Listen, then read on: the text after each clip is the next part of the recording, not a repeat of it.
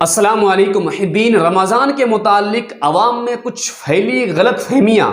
یہ ایک حقیقت ہے کہ عوام الناس کے اندر بہت ساری باتیں ایسی مشہور ہو چکی ہے جن کا حقیقت سے کوئی تعلق نہیں، اور اس کا مشہور ہونے کی وجہ یا تو یہ ہے کہ عوام ان مسائل کی حقیقت کو جانتی نہیں، یا پھر جانتی تو ہے لیکن اس سے غفلت برت رہی ہے.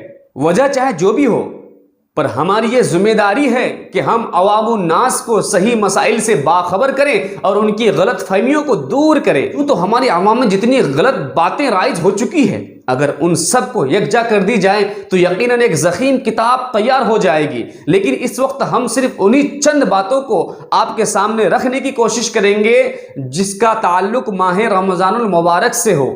یاد رہے کہ رمضان المبارک سے بھی جڑے غلط مسائل اتنے کثیر تعداد میں ہیں جن کا اس مختصر ویڈیو میں یقیناً مشکل ترین ہے. پہلی کنفیوژن، کبھی ایسا ہوتا ہے کہ 29ویں شعبان کو آسمان پر بادل چھانے کی وجہ سے چاند دیکھنا مشکل ہو جاتا ہے اور نہ ہی کوئی شہادت مل پاتی ہے، مگر جب دوسرے دن چاند دیکھا جاتا ہے تو چاند بڑا دکھتا ہے، جس کی وجہ سے بعض لوگ یہ خیال کر لیتے ہیں کہ چاند کل ہی کا تھا. کیا اس طرح کا خیال شرعاً جائز ہے؟ تو اس کا صحیح جواب ہے کہ چاند کے بڑے ہونے کا اعتبار کرتے ہوئے یہ خیال کرنا کہ چاند کل ہی کا تھا شرعاً ناجائز ہے، جب تک کہ دو عادل گواہ خود اپنی آنکھ سے دیکھنا نہ بیان کریں. حدیث شریف میں ہے کہ جن کا معنی و مفہوم آپ کے سامنے میں پیش کرتا ہوں کہ قرب قیامت کی نشانیوں میں سے ایک نشانی یہ بھی ہے کہ چاند پھلا ہوا یعنی بڑا دکھے گا تو لوگ کہیں گے کہ یہ چاند کل کا ہی ہے. تو بس ثابت ہو گیا کہ چاند کے بڑے ہونے کا اصلاً کوئی اعتبار نہیں. تو گویا کہ یہ صرف اور صرف ایک غلط فہمی ہے. ان چیزوں سے بچنے کی کوشش کریں. اور ایک سوال کہ بعض لوگ یوم الشک کو اس نیت سے روزہ رکھ لیتے ہیں کہ اگر چاند کا ثبوت ہو گیا تو رمضان کا روزہ ورنہ نفل. تو کیا ایسی نیت سے یوم الشک کو روزہ رکھ سکتے ہیں؟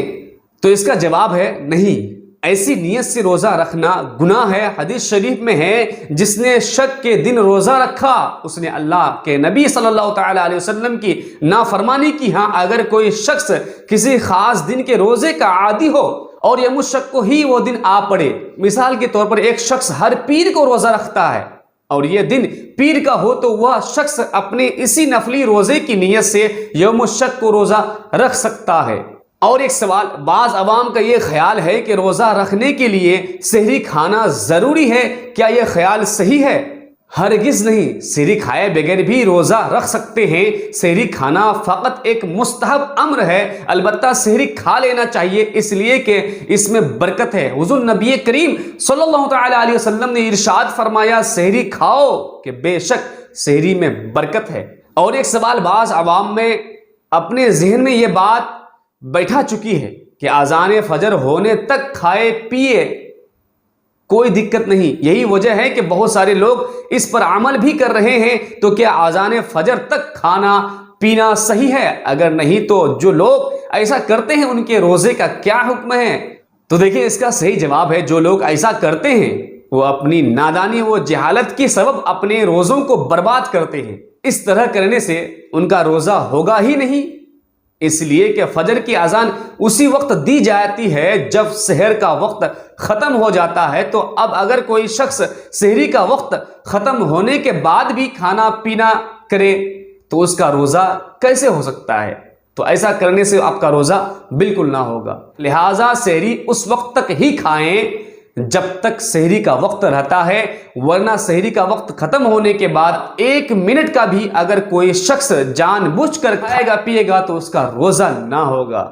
اور ایک سوال، کچھ لوگ بالخصوص بعض عورتیں یہ فتویٰ دیتی ہیں کہ چوٹ وغیرہ کی لگنے کی وجہ سے اگر خون نکل گیا تو روزہ ٹوٹ گیا. کیا یہ صحیح ہے؟ بالکل غلط ہے. خون نکلنے سے روزہ نہیں ٹوٹتا، اس لیے کہ روزہ معدے یا دماغ تک کسی چیز کے جانے سے ٹوٹتا ہے، باہر آنے سے نہیں. ہاں، اگر جان بوجھ کر منہ بھر قے کر دے اور وہ قے کھانے پینے یا بہتے خون وغیرہ کی ہو تو روزہ ٹوٹ جائے گا.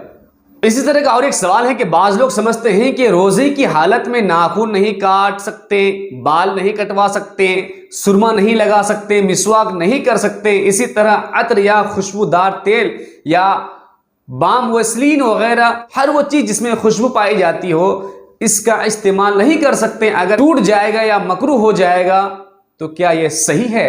نہیں، ایسا نہیں۔ سوال میں جتنی باتیں مذکور ہیں وہ سب حالت روزہ میں بغیر کسی کراہت کے کر سکتے ہیں۔ ان میں سے کسی بھی چیز سے روزہ مکروہ بھی نہ ہوگا۔ جو لوگ کہتے ہیں کہ ٹوٹ جائے گا، یہ مکروہ ہو جائے گا، وہ نادان ہے، جاہل ہے۔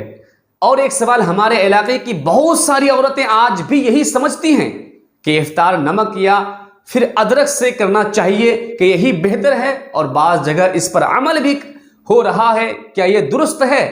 نمک، جی نمک اور ادرک سے بھی افطار کر سکتے ہیں، البتہ اس کو ہی بہتر طریقہ سمجھنا غلط ہے۔ اس کے لیے افطار کرنے کا مسنون اور بہتر طریقہ یہ ہے کہ افطار کھجور یا چھہارے سے کریں، یہ نہ ہو تو پانی سے کریں۔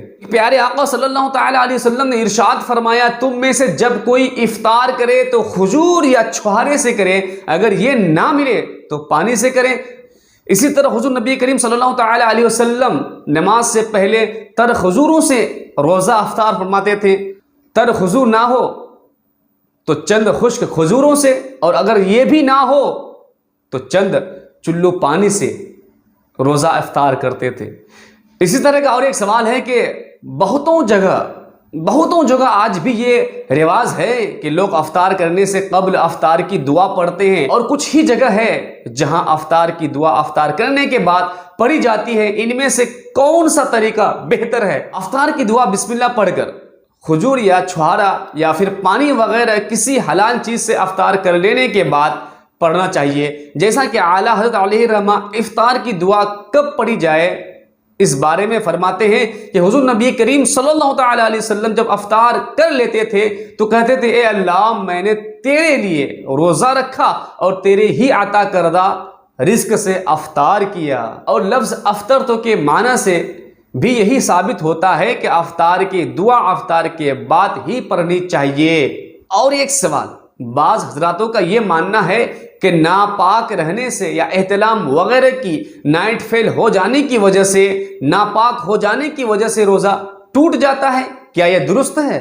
نہیں، ایسا بالکل نہیں۔ سارا دن ناپاک رہنے سے بھی روزہ نہیں ٹوٹے گا، مگر اتنی دیر تک ناپاک نہیں رہنا چاہیے، اس لیے کہ اگر نماز کا وقت نکلا جا رہا ہے تو بسبب نماز نہانا فرض ہوگا، نہانے کی صورت میں وہ گناہگار ہوگا۔ نیز حدیث پاک میں ہے، جس گھر میں ناپاک آدمی رہتا ہے اس میں رحمت کے فرشتے داخل نہیں ہوتے ہیں۔ حضور نبی کریم صلی اللہ تعالی علیہ وسلم ارشاد فرماتے ہیں کہ اس گھر میں رحمت کے فرشتے داخل نہیں ہوتے جس میں تصویر یا کتا یا ناپاک آدمی رہتا ہے۔ سوال، روزے کی حالت میں منہ خشک ہونے کی وجہ سے اگر بار بار کلی کی جائے تو کیا اس سے روزہ مکروہ ہو جائے گا؟ نہیں، ایسا بالکل نہیں ہے۔ منہ خشک ہونے کی وجہ سے روزے کی حالت میں اگر بار بار کلیاں کی جائے تو اس سے روزہ مکروہ نہ ہوگا۔ ہاں، اگر یہ کلیاں پریشانی ظاہر کرنے کے لیے بار بار کی جائے تو اس سے روزہ ضرور مکروہ ہوگا۔ سوال، روزے کی حالت میں اگر الٹی ہو جائے تو کیا اس سے روزہ ٹوٹ جائے گا؟ نہیں، ایسا نہیں ہے، بالکل روزہ نہیں ٹوٹے گا۔ اگر الٹی خود بخود ہو جائے، چاہے کم ہی ہو یا زیادہ ہو یا منہ بھر ہو یا کتنا ہی کیوں نہ ہو، خود بخود ہو جائے تو روزہ اس سے بالکل نہیں ٹوٹے گا۔ ہاں، اگر خود کی اختیار سے انگلی ڈال کر آپ نے قے کی ہو، الٹی کی ہو، تو اس سے روزہ ضرور ٹوٹ جائے گا، لیکن خود بخود ہونے سے روزہ آپ کا بالکل نہیں ٹوٹے گا۔ اگر یہ آپ کو جانکاری اچھی لگی ہو تو شیئر ضرور کر دیں اور لائک کمنٹ ضرور کر دیں۔ آپ نئے ہیں تو ہمارے چینل کو سبسکرائب ضرور سے کر دیں۔